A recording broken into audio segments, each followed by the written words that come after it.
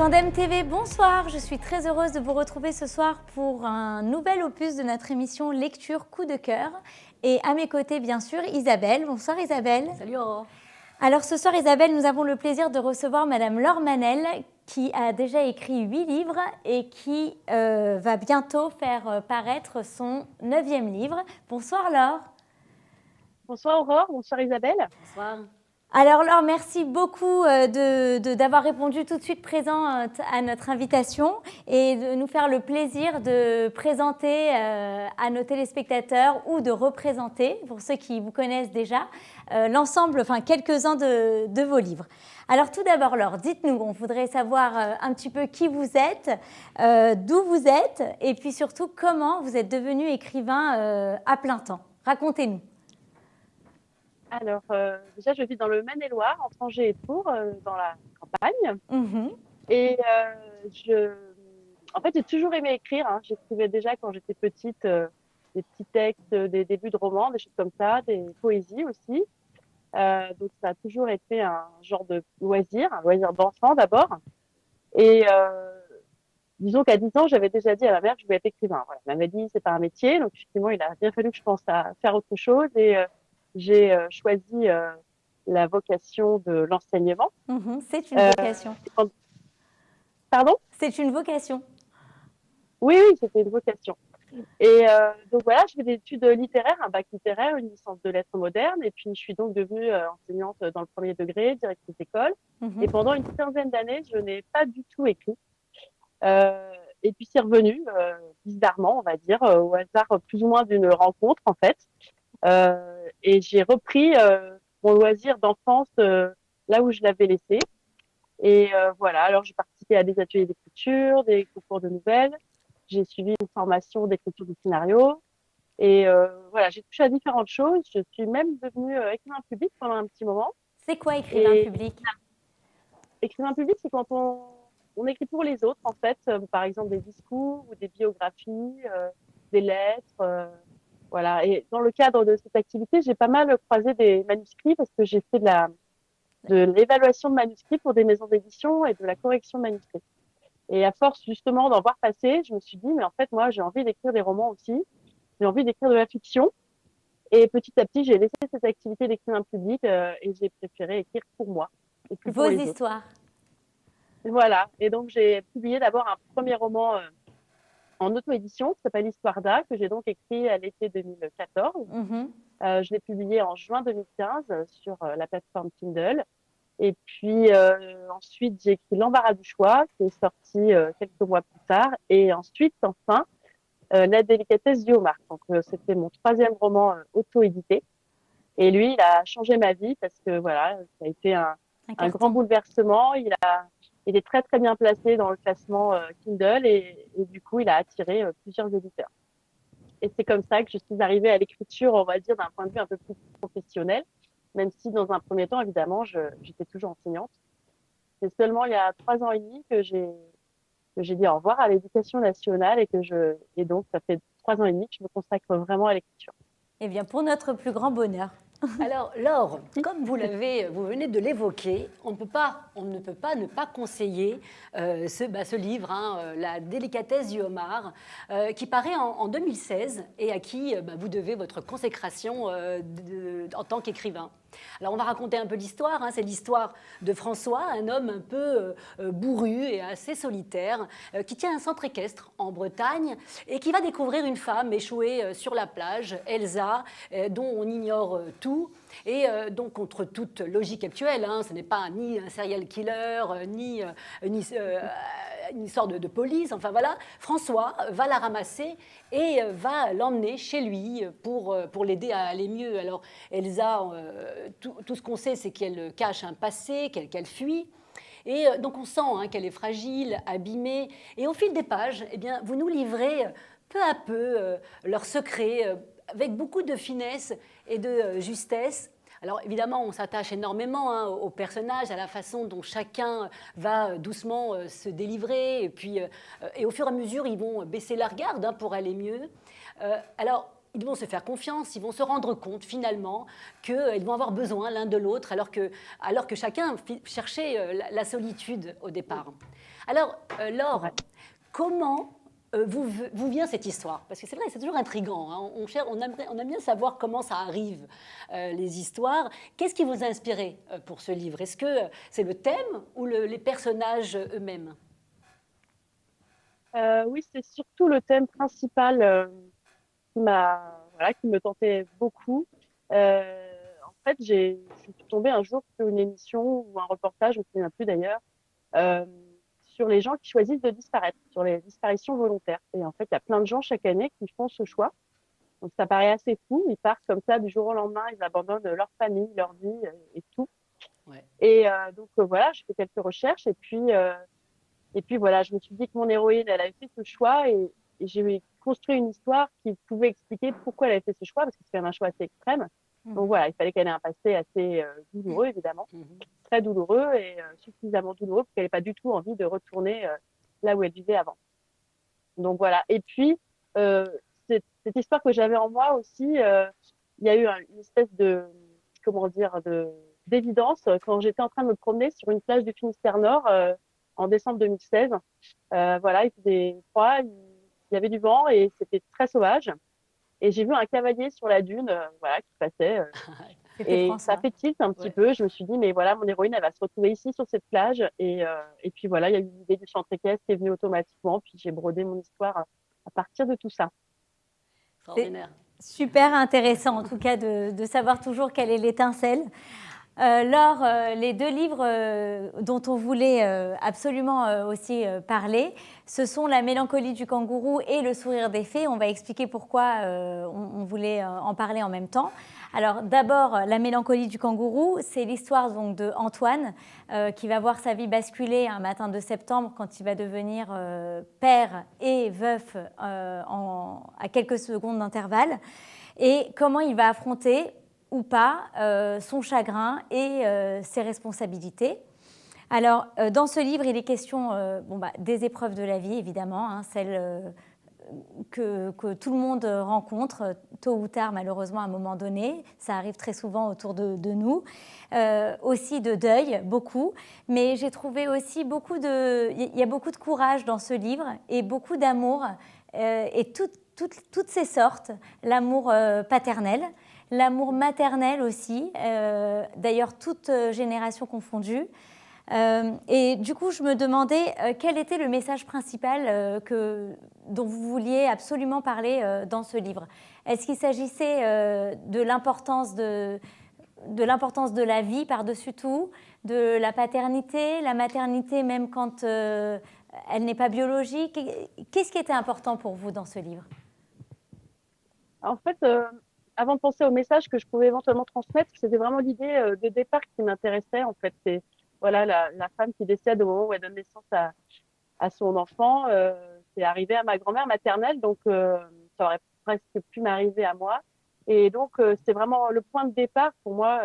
C'était ça le plus important. Alors après, à partir de ce drame initial, hein, parce qu'on est tout de suite dans le vif du sujet, évidemment, dans ce roman, j'avais surtout envie de raconter l'histoire d'une reconstruction, en l'occurrence la reconstruction d'Antoine, voilà, qui effectivement se retrouve père et veuf en même temps et bien démuni.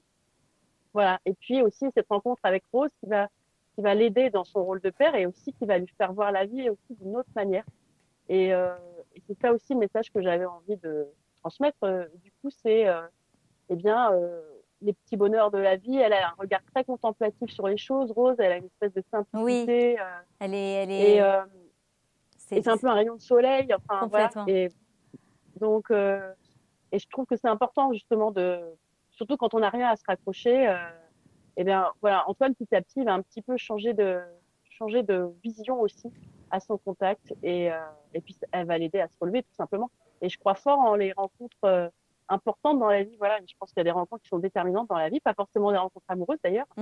Voilà, c'est vrai que les gens qu'on croise dans notre vie peuvent être très importants pour plein de raisons. Est-ce que c'est aussi la rencontre qui vous a permis de devenir écrivain et de vous remettre à cette passion que vous aviez initialement, qui vous a donné envie d'écrire sur les rencontres? Peut-être, oui, oui, parce que du coup, pour le coup, ça a été une rencontre déterminante aussi pour moi. Mais c'était pas très conscient, en tout cas pour ce roman, pas J'ai vraiment. compris. Mais voilà, En tout c'était cas, là. Et puis c'est vrai que c'est vraiment, enfin, c'est vraiment une histoire magnifique. On la refait, on passe par toutes les émotions quand on lit ce livre. Et du coup, quand on regarde tous les romans que vous avez écrits, on ne peut pas ne pas enchaîner avec Le Sourire des Fées, comme je disais, puisque c'est la suite un peu de leur oui, histoire à Antoine et Rose.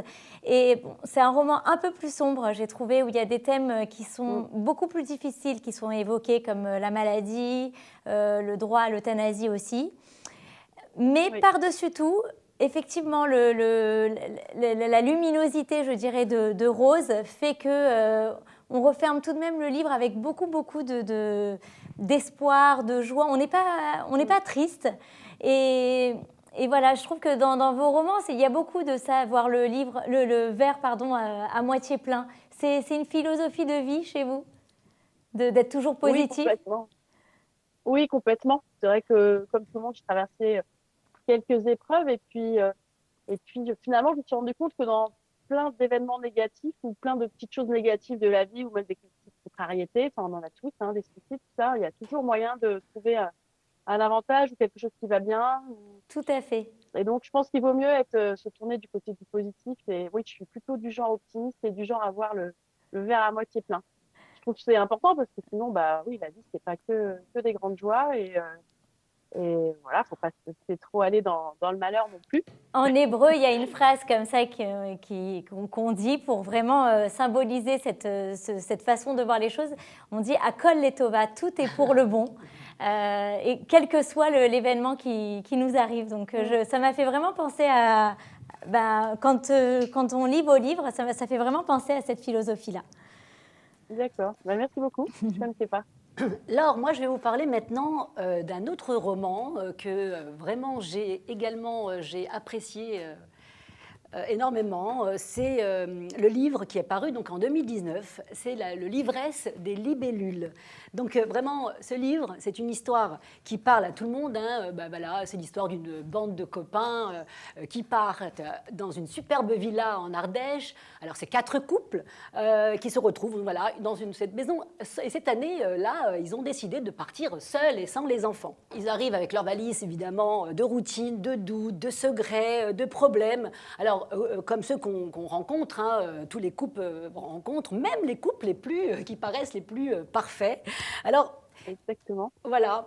Et donc, et puis arrive hein, là la copine fraîchement célibataire qui va, voilà, il va se passer certaines choses. Alors, c'est une très belle retranscription de la réalité de la vie à deux et en communauté, en société. Une description vraiment qui fait forcément écho hein, au lecteur, puisque tout le monde peut s'identifier à l'un ou à l'autre de vos personnages. D'ailleurs, je trouve que vous avez une capacité comme ça de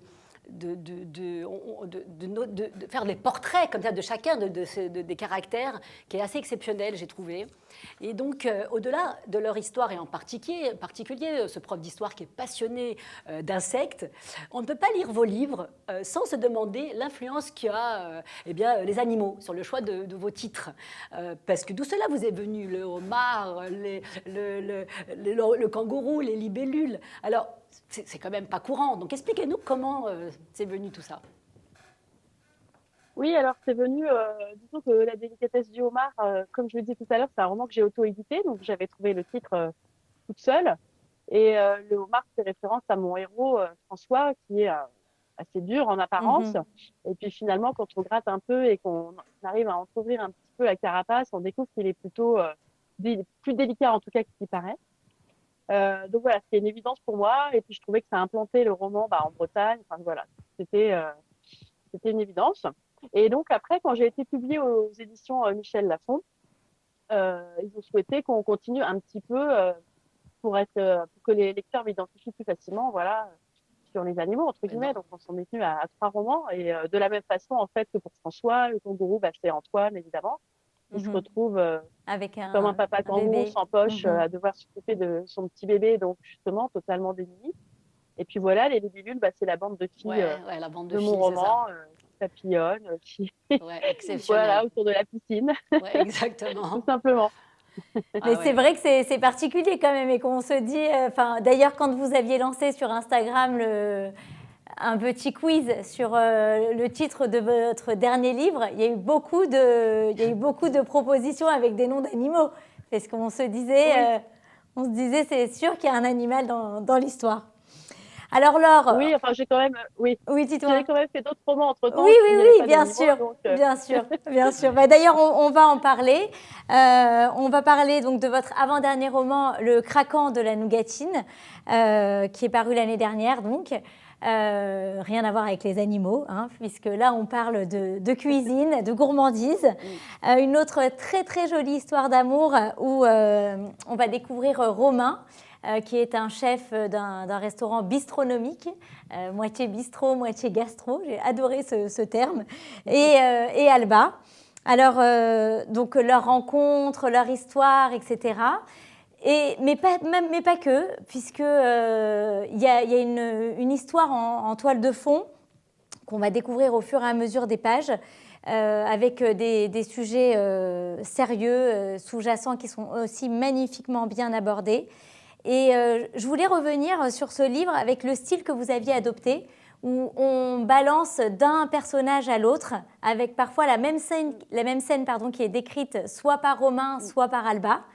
Et c'est vrai que vite, on a l'impression que c'est un scénario de film. Alors, je me demandais, est-ce que c'est quelque chose qui vous interpelle? Vous vous dites, j'écris quand vous adoptez ce style, est-ce que vous vous dites, pourquoi pas ne pas adapter est-ce que comme ça, mes livres ne seront pas adaptables directement au cinéma ou à la télévision? Est-ce que c'est une envie que vous avez d'écrire, pourquoi pas, des scénarios de télévision ou de cinéma? oui, d'autant que, comme je le disais tout à l'heure, j'ai suivi une formation d'écriture de scénario il y a quelques années maintenant. Mhm. Euh, enfin, il y a 10 ans déjà, en fait, ça commence à faire. Euh, En tout cas, ce qui est certain, c'est que quand j'écris, moi, je vois le film devant mes yeux, en fait. J'ai Ah l'impression ouais. de ne faire que d'écrire ce que je vois. Effectivement, moi, j'ai l'impression d'être au cinéma. Et on me dit souvent que j'ai une écriture cinématographique. Oui, Alors, je ne sais Ouais. pas si c'est un hasard, parce que justement. même dans la délicatesse du homard aussi, c'est ça. Oui. Et aussi d'ailleurs, enfin, il y a beaucoup de romans où c'est comme ça, où on voit Mm, le point de vue de chacun de vos personnages à chaque fois. Mais c'est vrai que c'est facile aussi pour nous mm. de Bah, se après, projeter. quand on lit, forcément, on se fait son film, hein, c'est Oui, justement le jeu de la lecture. Bien sûr. Mais voilà, après, souvent, quand un producteur achète les droits d'un roman, très souvent, il met une équipe de scénaristes au travail et voilà, l'auteur n'est pas forcément associé à ça. Il peut être même complètement dépossédé de son roman. Donc voilà, ça dépend beaucoup de qui achète les droits et tout ça. Et pour l'instant, ce n'est pas d'actualité. mais Et ça le vous Covid est plairait? passé par là, ça n'a pas aidé. Ah oui, j'imagine. Mm. Laure, dans quelques jours sort votre dernier roman. Alors, on a eu la chance, nous, de l'avoir en avant-première. Il faut que vous nous en parliez. Là, vous êtes là, vous êtes obligé de nous en dire un peu plus ce soir. D'accord. Alors, Oui, alors je le nomme, hein, ça va s'appeler Les dominos de la vie. voilà, oui, les deux milieux de la vie. Eh bien, les deux milieux de la vie, c'est l'histoire d'Amélie qui vient de remporter une sorte d'épreuve médicale ou une victoire, entre guillemets. Voilà, elle a traversé un passage compliqué de sa vie et au début du livre, elle apprend la bonne nouvelle. Voilà, elle est guérie. Donc, ça pourrait être justement une bonne nouvelle. Mhm. Et j'ai voulu jouer sur ce paradoxe. En fait, l'élément déclencheur de ce roman, c'est la bonne nouvelle, finalement. C'est pas un événement négatif, c'est un événement positif. Et étonnamment, voilà, elle va se retrouver à regarder sa vie un petit peu, le parcours qu'elle a eu jusqu'à ce moment-là. Et puis, elle se demande un petit peu si elle a envie de rester sur cette trajectoire de vie et vivre, et rester dans cette vie qu'elle avait déjà. Si cette vie d'avant lui convient pour la vie d'après ou si finalement. Voilà. Et effectivement, elle va être prise d'un certain mal-être et elle va avoir envie d'aller un petit peu, de partir en quête d'elle-même pour finalement aller, pour avoir la vie en accord avec qui elle est vraiment au fond d'elle, parce que peut-être qu'elle s'est un petit peu oubliée au passage. Et voilà. Et donc, c'est un petit peu qu'est-ce qu'elle va aller chercher. Euh, et puis, la nouvelle trajectoire de sa vie, voilà, son destin, comment elle va changer de destin quelque part. C'est, c'est- Sachant que voilà, il y a des passages en flashback qui reviennent sur Oui, l'épreuve qu'elle a vécue. c'est ça. Donc au départ, voilà, on se dit, mais ça va. C'est très surprenant aussi ces petits retours en arrière. Au départ, on ne sait pas si finalement la bonne nouvelle en est une, si finalement il y a une mauvaise nouvelle qui se goupille. Et puis après, au fur et à mesure, on comprend en fait. On s'ennuie pas du tout dans ce livre. Et je trouve que... Alors, je ne sais pas s'il n'y a pas un petit clin d'œil aussi à cette fameuse rencontre qui lui dit de se mettre à écrire. Mais en tout cas, j'ai beaucoup aimé ce livre. Vraiment, c'était très original dans son écriture. Et c'est décrit avec beaucoup, beaucoup de tendresse. On n'a pas du tout envie de juger finalement ses choix. Même si au final, quand on y pense, on pourrait, mais en fait, la façon dont c'est écrit, on est un peu d'accord avec elle finalement, je trouve. D'accord. Alors, Laure, en tout cas, écoutez, on voulait vous dire merci vraiment infiniment pour cet entretien, pour votre patience, pour tout ce temps que vous nous avez consacré. On conseille donc à tous nos téléspectateurs tous vos livres, tous ceux dont on a parlé, et puis ceux dont on n'a pas eu le temps de parler, effectivement, Histoire d'arrobase, nous on l'a quand même lu, qui est un roman épistolaire, L'embarras du choix, qui a beaucoup plu à Isabelle sur un choix de vie à un moment fatidique. Et aussi, donc, la toute dernière fois, qui est un recueil des dernières fois qui peuvent arriver dans une vie. C'est très original aussi comme livre. En tout cas, on espère sincèrement que ce ne sera pas la dernière fois qu'on vous recevra. Pourquoi pas même directement sur ce plateau. Et l'invitation est lancée. On souhaite aux Dominos de la vie beaucoup, beaucoup de succès. Et on vous dit à très bientôt, Laure. Merci infiniment. Merci, à bientôt. À bientôt, Laure. Merci beaucoup. Au revoir. Quant à moi, quant à nous, Isabelle, nous vous retrouvons très prochainement pour un nouvel épisode des lectures coup de cœur sur Tandem TV. À bientôt. Bonsoir. Bonsoir, Aurore.